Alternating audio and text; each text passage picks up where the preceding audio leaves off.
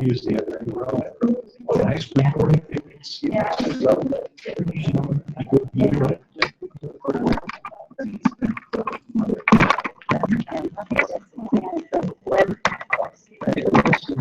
All these options, and like this was going to go away. Yeah. Because that's such a good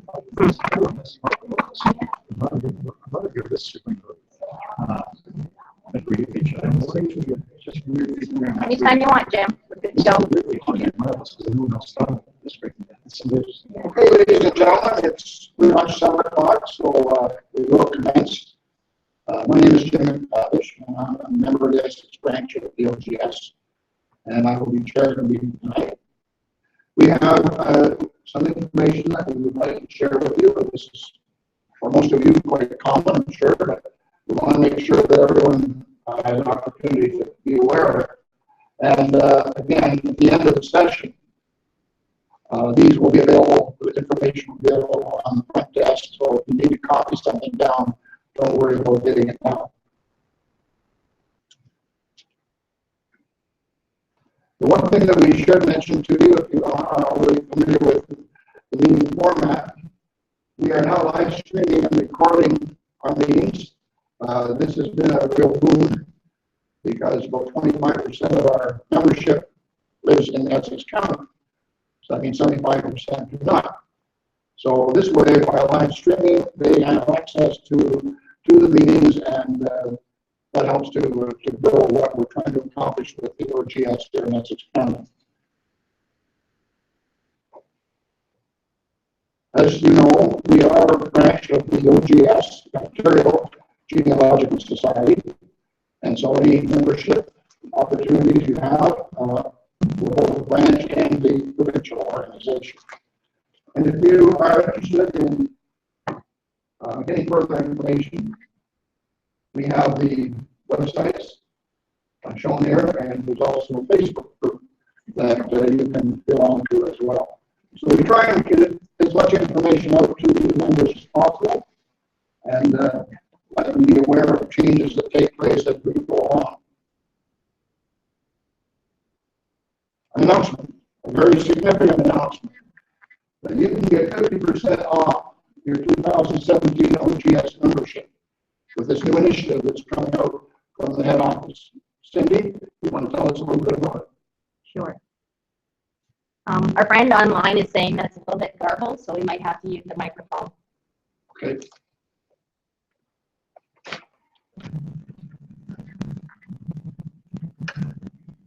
Thanks, Jim. Just like it says, wow, who likes to save money here? I do. OGS is having a special a promotion. We're trying to grow our family. That's the name of the promotion, the campaign. And basically, if you're a current member and you're going to renew for 2017, bring a friend, bring a colleague, get a neighbor, hook up with any partner, and both of you will get 50% off your 2017 membership. So the regular membership is $63, so it would be $31.50. Similarly, if you are a new person or if you don't know anybody that belongs to OGS, who's a current member in here right now? So if you're thinking that you might like to try a membership, look around and hook up with these people afterwards. It's very simple. You can do it online. You can also download the form and mail it in. All you have to do is partner up. So your current member would put your name down, and you would put that current member down. Really easy peasy. And there's a lot of benefits to joining OGS. We have the family's quarterly periodical that comes out with lots of great information in it. OGS has webinars. They have monthly webinars that are recorded and put available for you in the members only section. OGS has a fantastic conference once a year, and it's held in a variety of different cities around Ontario. Huge conference. 40 speakers go there. Last year there was, what, 500 people that attended, Debra? You know, 5 or 6? It was like 700. Yeah, it was record-breaking last year. So if you're an OGS member, you get a discount on attending that. The one thing that I think is one of the best benefits to joining OGS is once you're a member, who knows, Find My Past. Anyone ever heard of Find My Past? It's another subscription. So if you're an OGS member, you get 50% off a subscription with Find My Past to their annual world subscription. So that's a substantial savings right there. We get discounts on sister organizations, like Manitoba has a Genealogical Society in Saskatchewan, so you get a discount for that. There's special pricing. There's just lots and lots of discounts. And besides that, you're supporting an organization that's been around for many, many years, preserving, promoting, and educating. So some of your money, yes, goes to things that we don't see, like coverage for our insurance, so that, you know, if you're an OGS member, you're in the cemetery and you trip and you fall and you break your leg, you're covered. So those are things that are behind the scenes that we don't always see, but they're important too. So I just wanted to, you know, put that out there. If you're thinking you'd like to try, and now's the best time to try to join, because you'll get November and December basically for free. So you're going to get 14 months for $31.50, which is the steal, and we really would like to have you join. Thanks, Jim. So thanks, just gives a little shaky wiggly. That's kind of making them static. So let's stand still. Yeah. You rattled with that. It looked like okay. Thank you very much. Thanks, Cindy. It is a good opportunity. There's another series of local events, or mainly there are events that you may be interested in. We do a lot of connection with the GARES, which is the Harold Early Immigrant Research Society, located out in Harold. And they have speakers once a month. I think it's the fourth Thursday of every month that they meet in Harold. And this gentleman very well also will be talking about the German labor camps that were existed in Essex County during the Second World War. He has done a number of courses for Elder College. Tremendous amount of information this gentleman has. He presents it very, very well as well. So if you're not aware and have available time that day, you might want to take it in at the Harold Community Center. Deb, you have an announcement as well.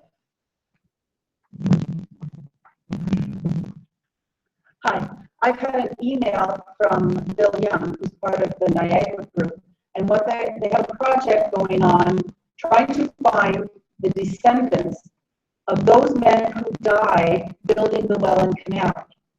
And they're planning on doing a special event next year, possibly having a book about the families. We have one in the area who has a descendant descendants living in Windsor. The last name is Brady.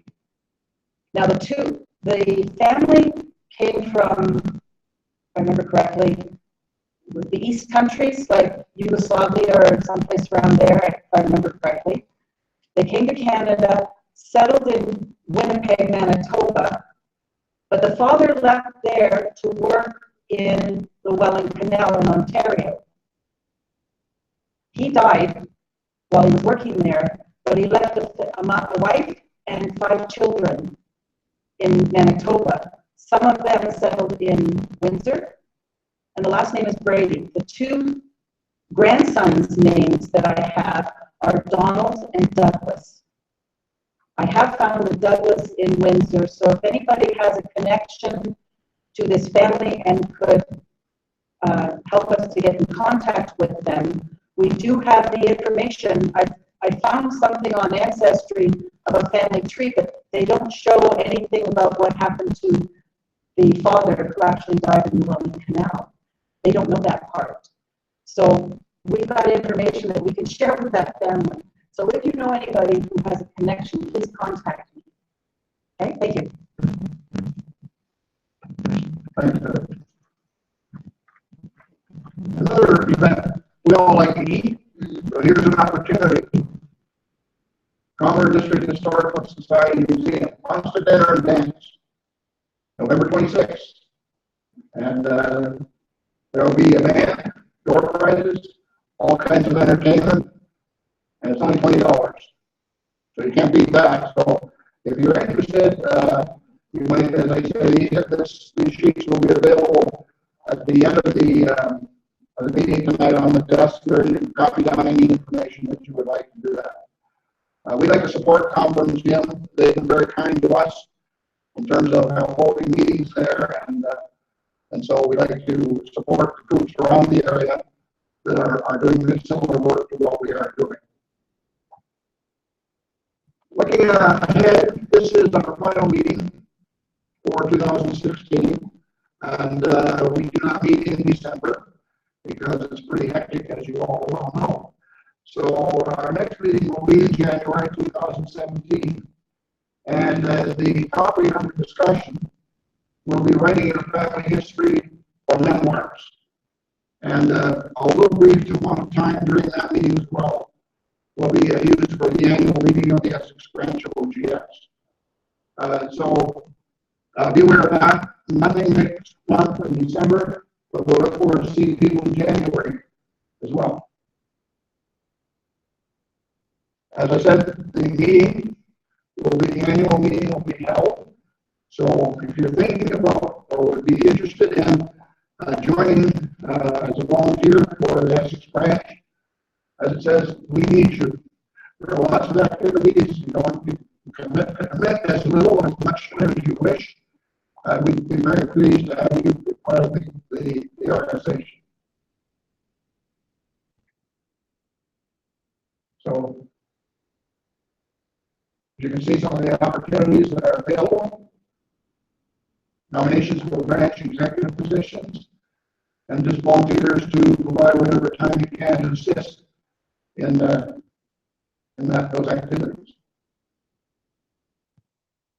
It's not worse, and I think you'll find it's a good group of people and some very interesting activities that you can get involved in.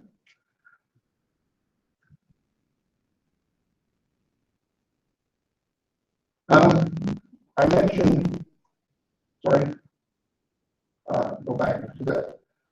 This meeting, writing our family history memoirs in January.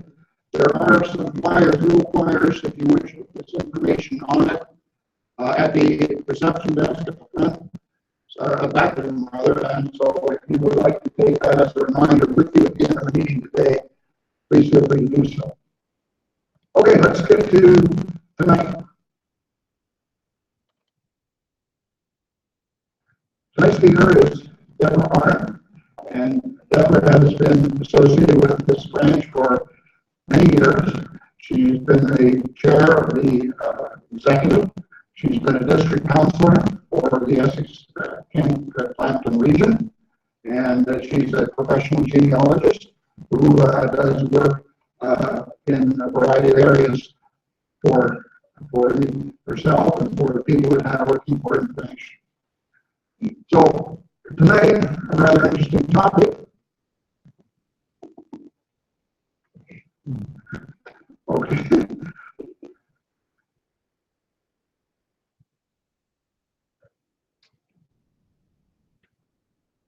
Can my GPS prove my lineage? So I think we're all intrigued to find out the answer to that question. So at this point, I'm going to turn the meeting over to Debra.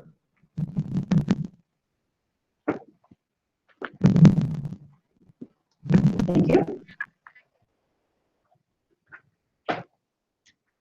I have to read my notes. I don't know everything off by heart. It's also a way of reminding me of what I forgot to say.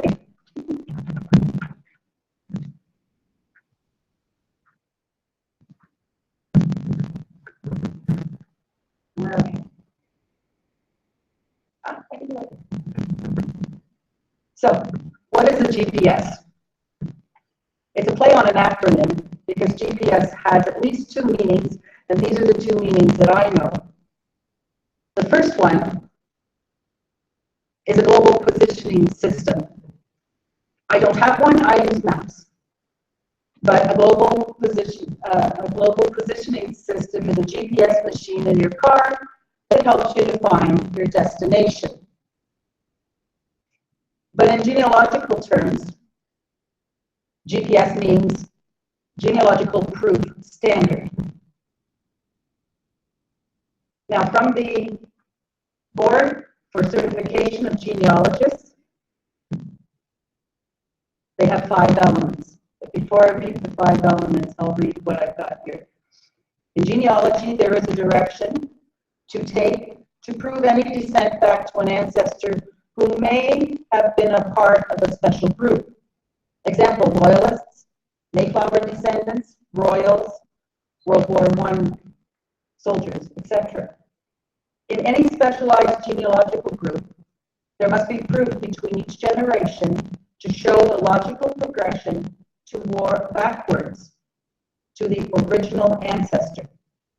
So this talk will discuss the way to approach your research, what documents are acceptable, and how to prove a connection when the specific documents are not available. The GPS of genealogy is useful not only for these specialized groups, but for all family research.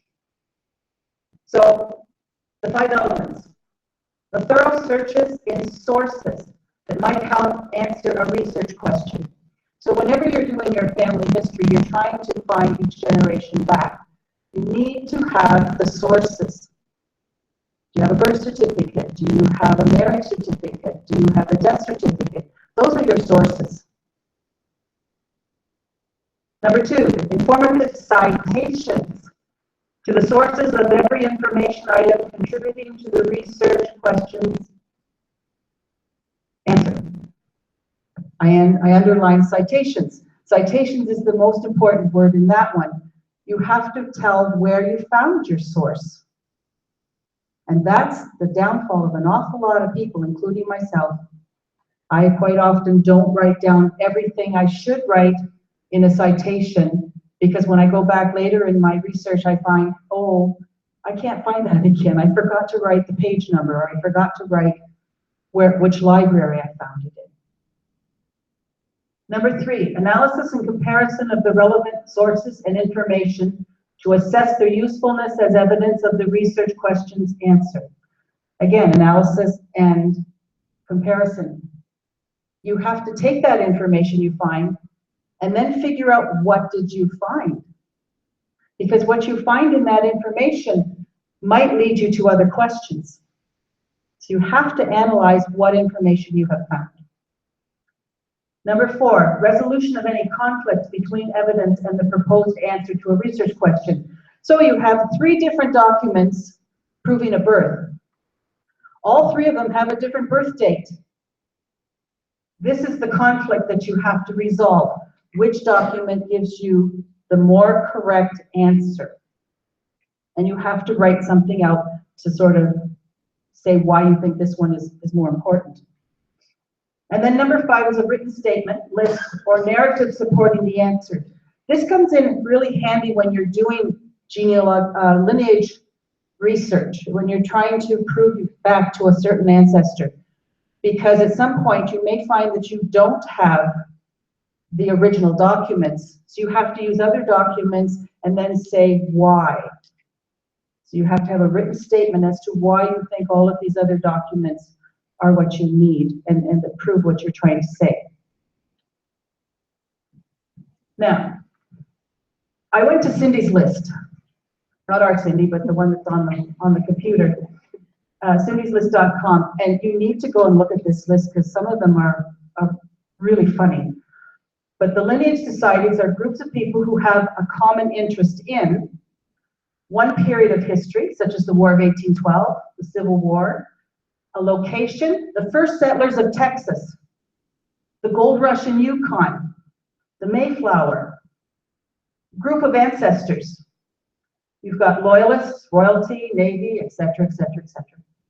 A single ancestor or surname. So Charlemagne, there's like he lived a long, long time ago. He had lots of children. I think half of the world, if not more, are descended from Charlemagne.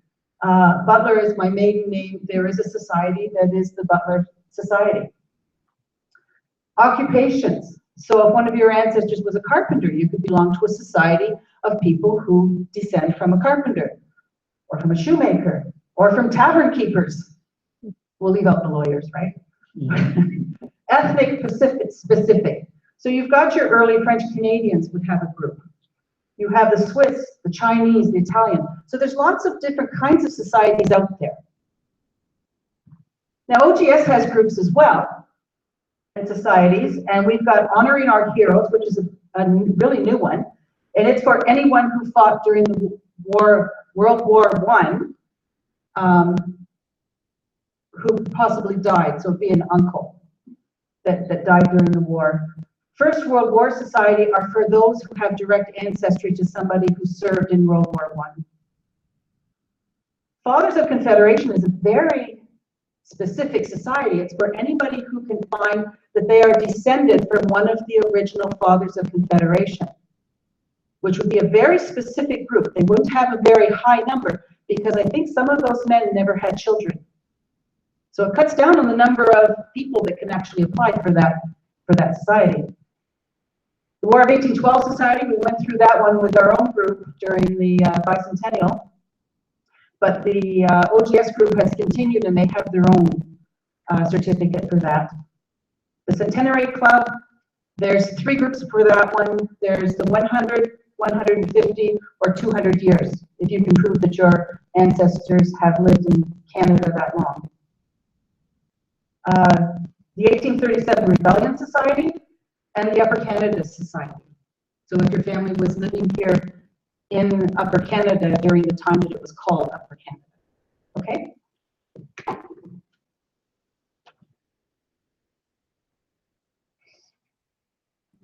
So how did the societies work?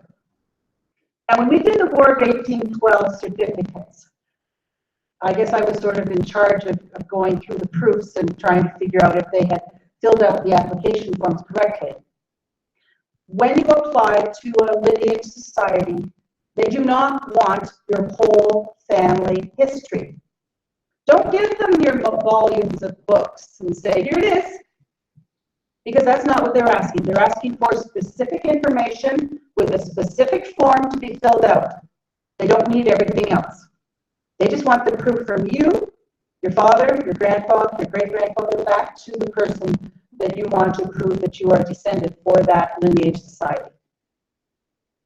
So we had a couple that handed in their family histories and both of them got very mad at me because they wouldn't accept it.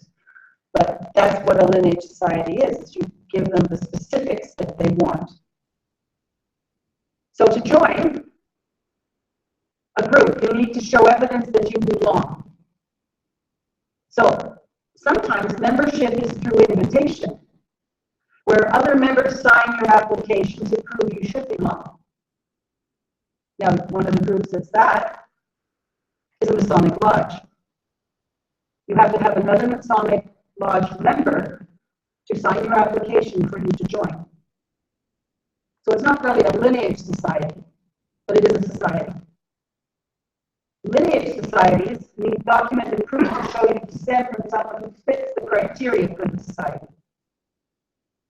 There we have the Loyalists, the Mayflowers, World War I, Daughters of the American Revolution, Sons of the American Revolution, those kind of societies. So, what is needed to prove your lineage? You want to see evidence that proves the connection between child and parent. Now that would be a birth or a baptism record that shows the names of the parents. So you know that birth certificate you carry in your wallet doesn't count. Your parents' names are not on it. Now if you, in the old days, if you carried your baptismal paper with you across the border, that would have had your parents' names on it. That would be acceptable. Okay?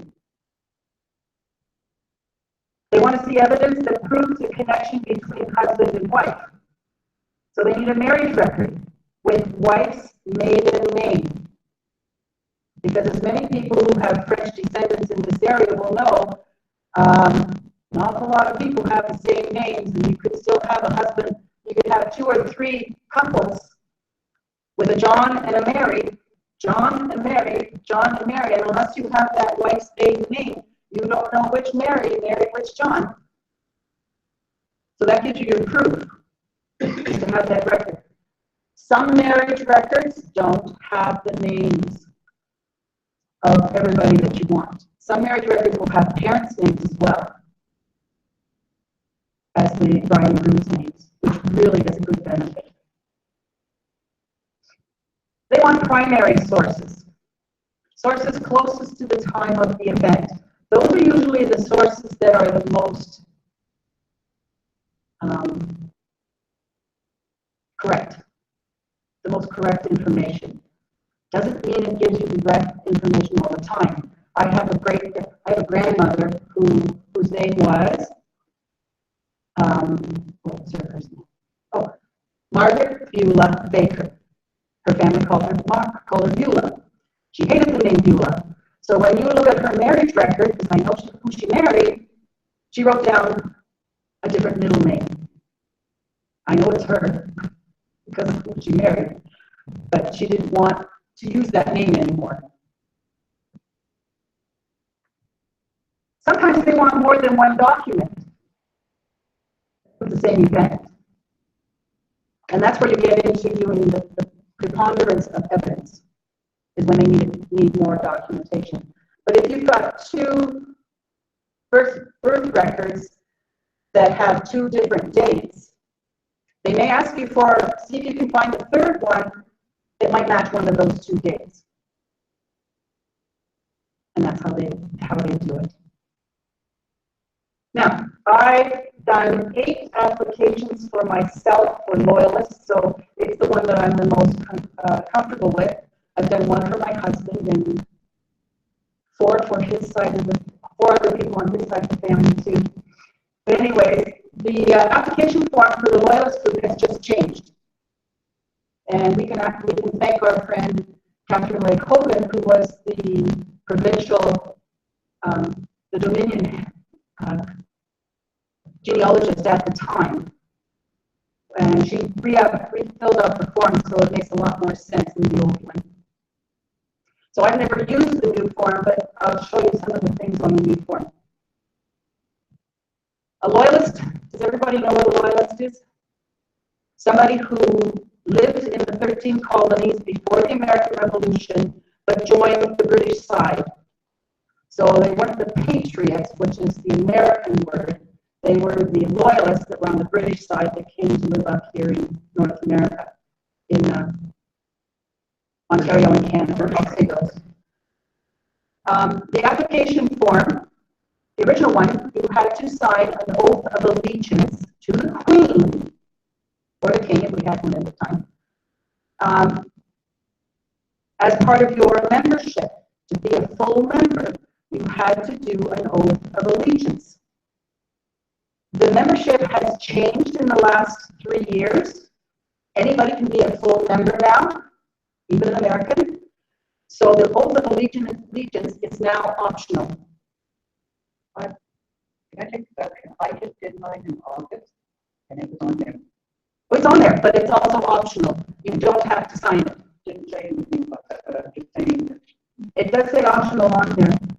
Okay. It's in brackets. I'm pretty sure I saw it there. But it is optional now. You give permission to publish because they have a journal, just like we do for the OGS. And they will publish the branch and all the names of the people who received their certificate in that time period and who they are descended from, as to who their loyalist ancestor was. And it also gives, at the very bottom of page 1, down here, that's for the 2 genealogists to approve the work that we did. So we do the work, the branch genealogist checks it over, makes sure that everything's done properly. That is sent to the Dominion headquarters, and the Dominion genealogist rechecks everything to make sure that it's proper. Once you get the stamp of approval, then you get the certificate. Now, on the second page, it's your information. So it's your family. So you give your name, because you are the person who is asking for it, the name of your loyalist ancestor. This is your applicant, your spouse's name, all your birth, marriage, your children's names, and then you give your proofs at the bottom as to what proofs you've given. So you give your marriage certificate, you give your birth certificate. If you give a marriage and a birth certificate, usually those are enough. You don't need to give something else. Then you've got page 3, 4, 5, and 6. All look basically the same. But what they have here are the parents, the same thing. You've got the father, the mother, their birth dates, marriage dates, death dates, place of death, and their proofs for birth and marriage. And then grandparents, same thing. And then it goes back every single generation until you get to the loyalist. And once you get to the loyalist, then it's page 7. The name of the loyalist ancestor, military service, some were in militia units, some were in, like Butler's Rangers. There would also be spies. So you have to find some kind. There are other people who also helped the British and then got into trouble. I have a couple of those. So they were allowed to become loyalists as well when the families moved up here because they couldn't stay in the United States anymore. Name of the spouse, marriage date, location of marriage, and the names of the children. Notice that they only ask for the children of your generation and your loyalist ancestor. They don't ask for the children of all the other generations in between, which is what they used to do. Yes? Just a quick question. If your loyalist is already a proven loyalist, he's on that list, Yes. is on the internet, do you have to prove that? You still have to prove it. Because it's going up to you instead of up to the other person. Now, if it's a family member who did it, so let's say your aunt did it, you can piggyback onto hers. And that's called a merge. And they will do a merge for that kind of thing, which we did when we did Robert's aunt and her children or his. Okay? Then you just have to prove that you're related to her. Yes. And then You have to make the proof between those generations that are most of them living. Okay, now the pitfalls of genealogical research. This is for not just a loyalist group. This is for a lineage society. It's also for regular genealogical research. So if you don't start with yourself and work backwards, you're in trouble. So don't assume just because you have the same surname as somebody who's famous that you are related.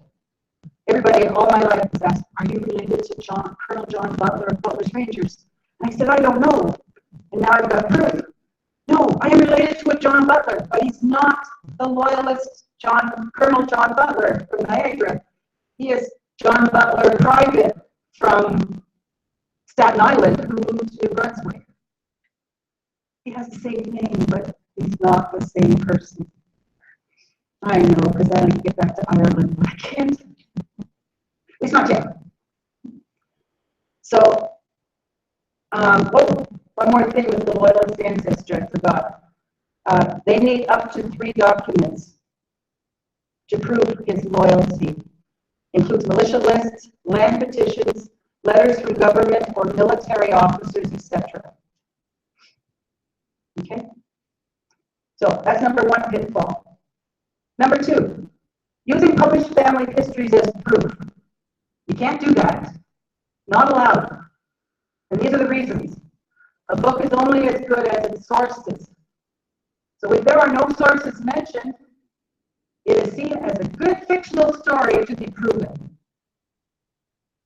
You have no proof. And now, if the sources are listed in the book, it is your reference book to find those same sources. You still have to find the sources that book tells you. And that way, you've got your proof, documented proof in front of you to prove that this is your ancestor as well. Using transcriptions in documents. Now, the group, it's a French group that's in Essex County. It used to be in Pewes. The Sud-West, I forget the full name, but they got a long name. And they transcribed an awful lot of the church records. those transcriptions are not usable for a lineage application. If they've got the transcriptions, you should be able to find those same original documents and use them, not the transcription. And the reason is transcribers, no matter how good, can make mistakes, and they can miss important information that you as a family member probably could figure out better than somebody else who's not a family member. That's why you need to look at the original documents. I will give you an example. With Robert's side of the family came from Ireland on 2 different ships. The passenger list for one of them was copied, I think they're both, they were transcribed into a book, and it names a Richard Honor as a member of the family in the passenger list. And I'm looking and I'm thinking, there is no Richard in the family. There's a Rachel, but there's no Richard. In Ancestry, they have the book listed as a source. They also have the original documents from that ship's passengers list. That page is in awful shape. I don't know how the lady even read the names above that name, but she forgot to look at the column that had male and female, the M and F. Because when you look in that list, you see that the one who is 16 years old is an F, not an M. Therefore, that name is Rachel. That name is not Richard.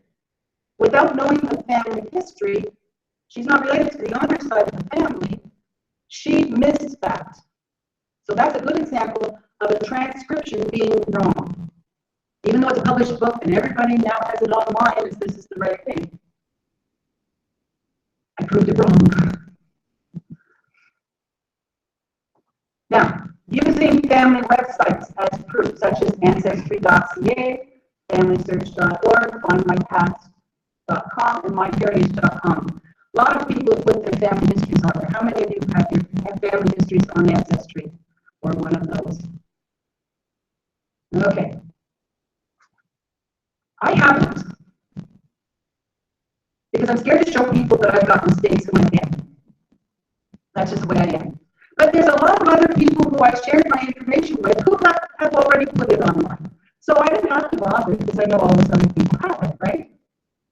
Anyways, so these are the pitfalls of family histories online. Some people online are called name collectors. And they just add any name or family that appears to be similar, and they don't check for sources. I have a lady on there whose last name, I think, is Belerjean. And she's got my great-grandparents, Abner and Henrietta Butler. No, it wasn't Henrietta. Daniel and... Anyways. Oh, Wilkinson. They live in Livingston. They have 5 children. And she's got her married to another man at the same time as my grandfather, living in New York, having children at the same time. Don't you think the 2 husbands would have realized that she was pregnant at the wrong time? Yeah. And all of these kids are never mentioned in the same census records.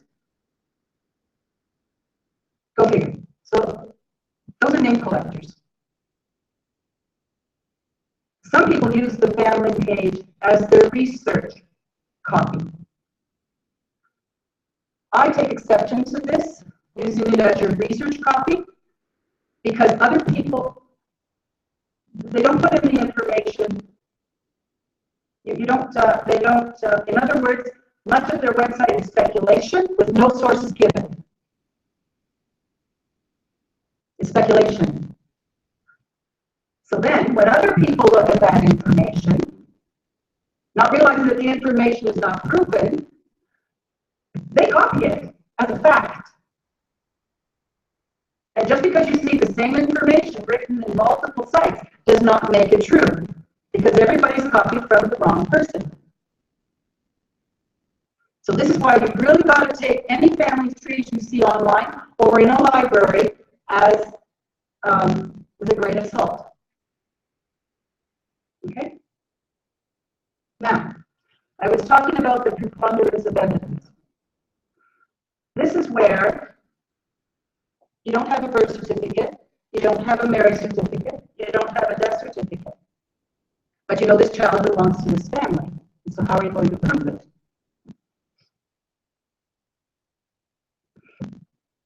So what do you do if there's no direct proof between two generations? Now you're still going to use the Genealogical Proof Standard.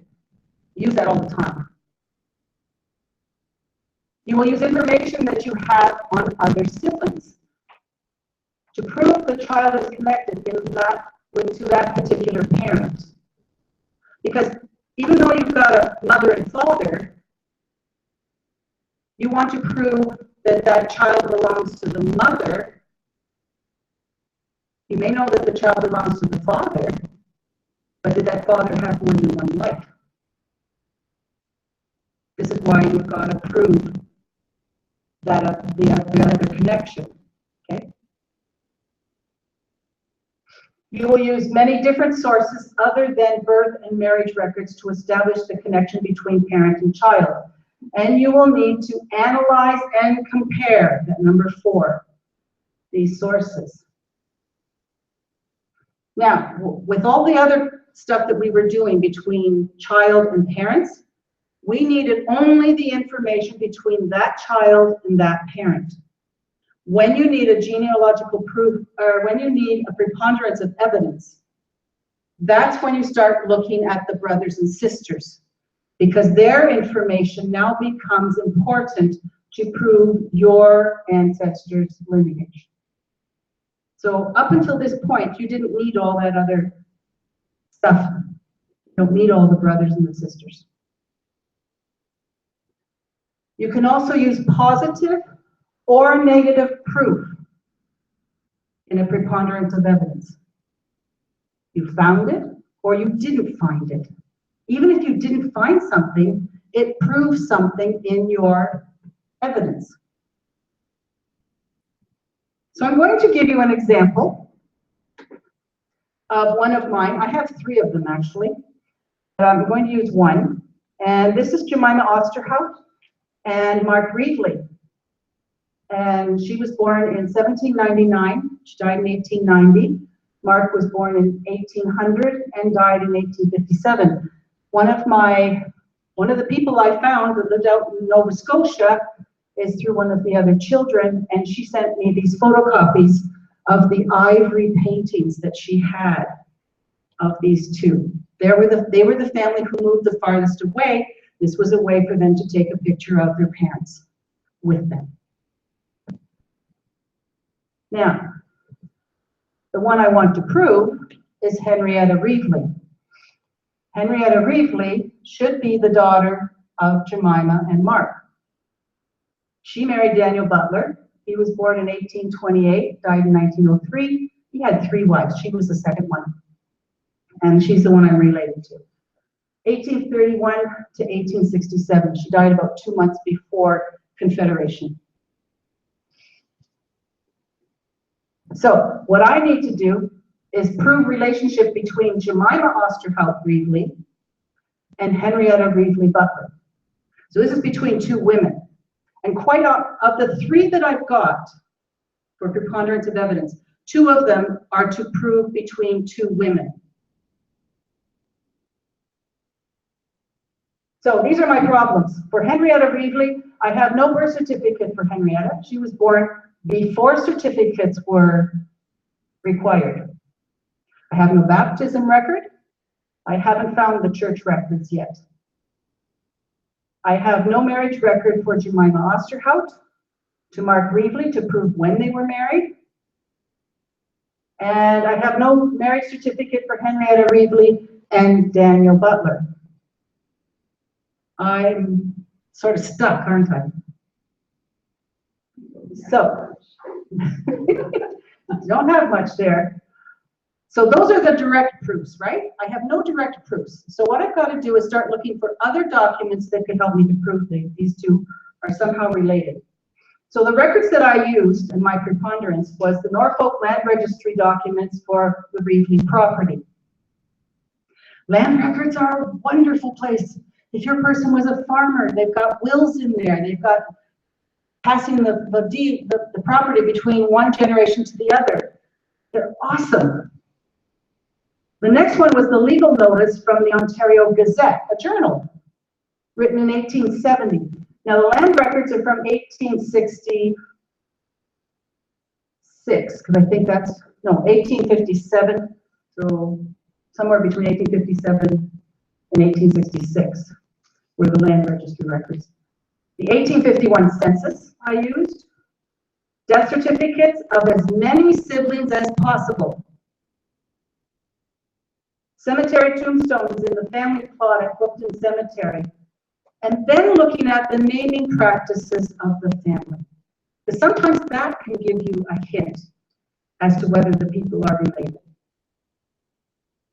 Now, I'm not going to read all of this. That is my written statement supporting my answer. That's just the conclusion. I had 3 pages. Okay? So now I'm going to show you some of the documents. This is the first one, the Land Registry Office. It was registered in 1866. Mark Reevely died intestate, which means he died without a will. So the children have to prove that they are the heirs to this man. And in the red let's go back.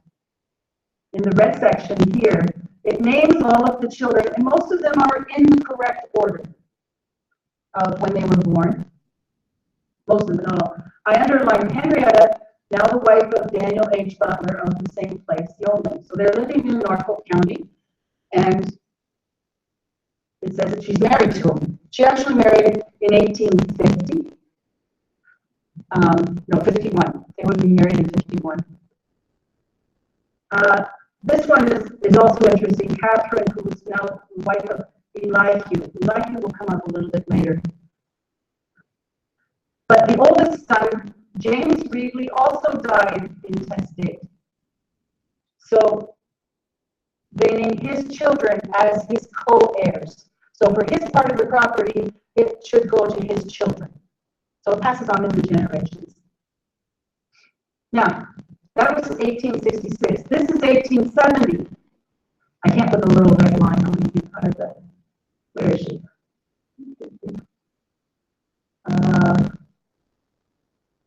Philip Butler, George Butler, Mary, Ellen Butler, Abner Butler, and Catherine Butler, heirs at law of Henrietta Butler, formerly Reevely, deceased. So between the time of the first document to the second document, she has now passed and now names her children. So for other kinds of preponderance of evidence, this is good, shows me 3 generations. We know that she's related to Mark Reevely. We know that his wife at this point is Jemima Reevely, that she was his widow. So we know that Mark Reevely is Henrietta's father. We do not have proof yet that she is the mother. Okay? We got her in the right family, but we haven't proved that she's the daughter of Jemima. So I sort of divided up the copy of the 1851 census. Here's Mark Reevely, 1851. There's Jemima. There's some of their children. On the next page, there's William Reevely, their son, married to Margaret and his children. And then farther down the page is Daniel H. Butler, married to Henrietta Butler. They had no children because they were just married. So they're living in the same area because it's only 2 pages apart.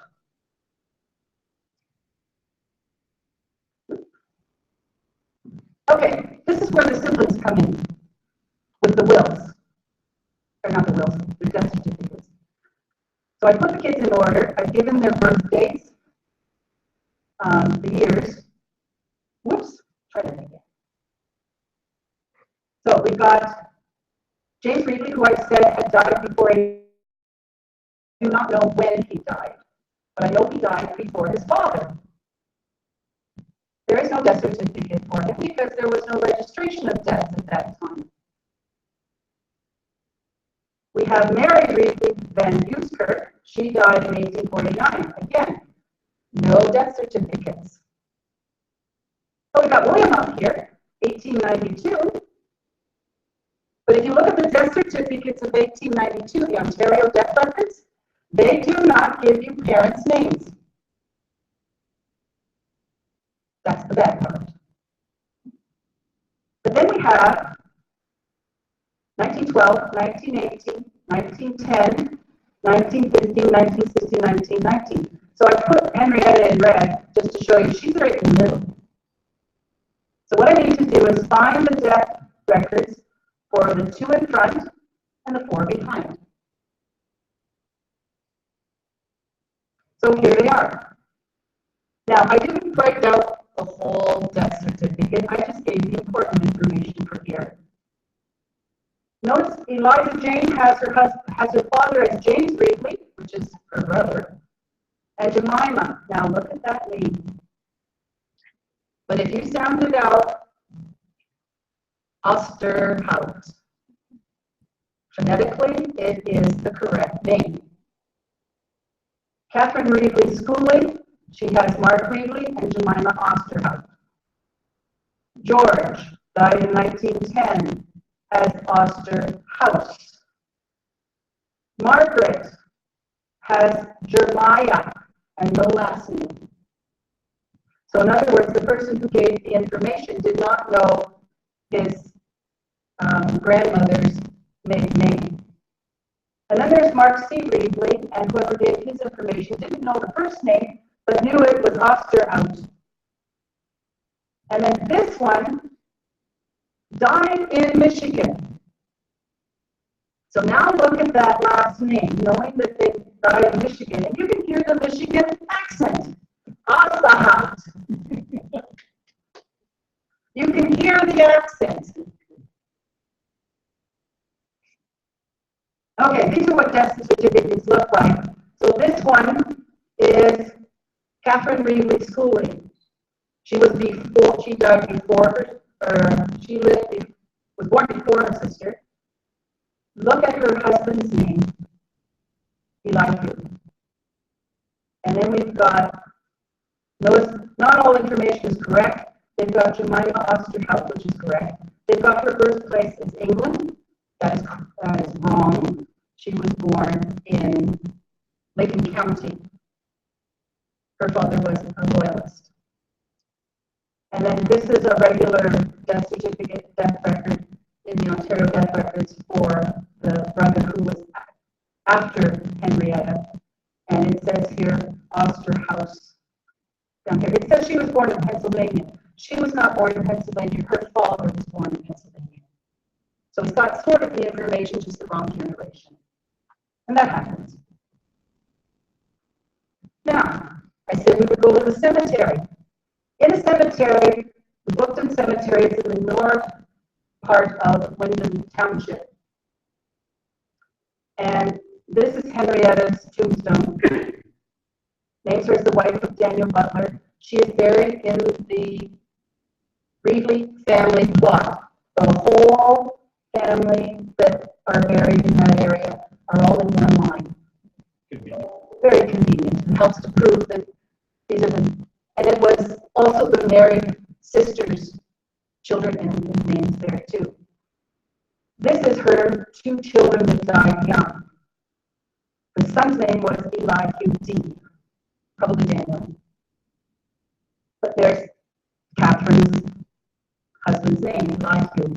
There's a connection again with Catherine. The daughter's name is Jemima Jane. Daniel's mother's name was Jane Howard. So if Henrietta's mother really was Jemima, it means that that daughter was named after both grandmothers, which gives you another proof that that daughter fits into that family. I gotta check something here. I can do this pretty good without my paper. I'm getting better at this. Sorry, there's not a lot of pictures. Okay. There are two types of lineage societies. Now, the first one, you apply through doing your research and application, you receive your certificate, and there is nothing else to do. That's it, you get your certificate. Those are what most of the OGS societies are.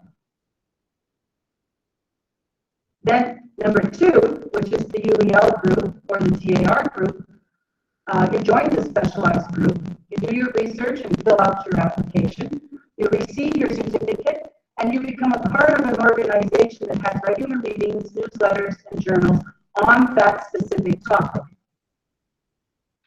So with OGS, if I remember correctly, you do not have to be a member of OGS to apply for their certificates. But you could, and then you'd be a part of the OGS group. But it's not mandatory, if I remember correctly. Now, the benefits of joining a lineage society: meeting and sharing with other people who have an interest in the same historical time period or family. You can possibly find other family members who are willing to share their information that you may not have found yet. That really comes in handy.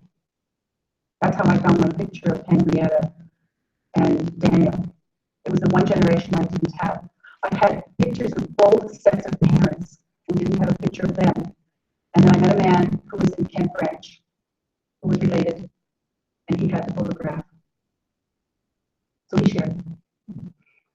And number three, focusing on proving your lineage from one line of the family helps to improve your own skills, because you are forced to meet the standards of the society. You have to do it their way, or they won't accept it. And therefore, any future research on other lines will benefit from your experience. So, thank you. Thank you.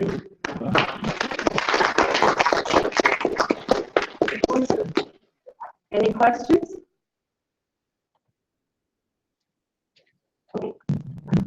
On behalf of the Essex OGS, thank you very much for an interesting talk. We all realize the details you have to like in order to put it down.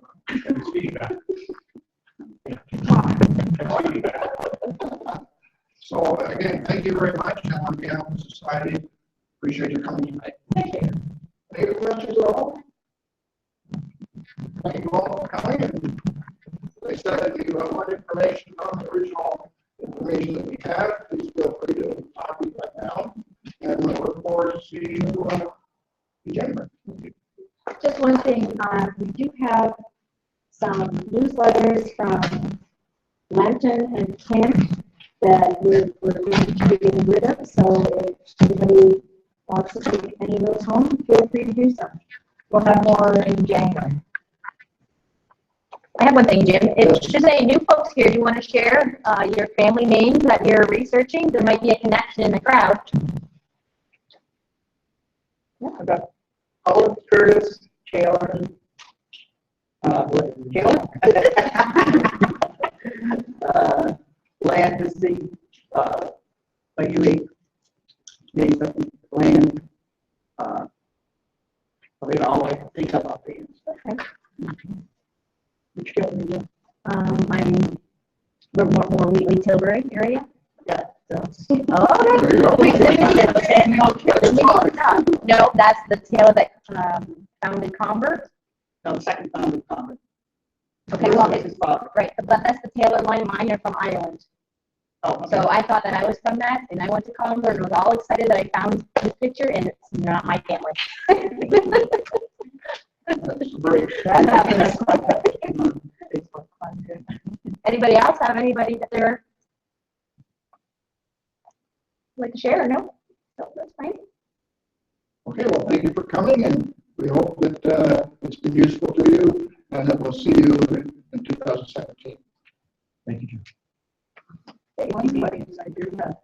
Anybody, like, when I started, I wasn't done what I had. I was thinking, now I'm going back. Does anybody know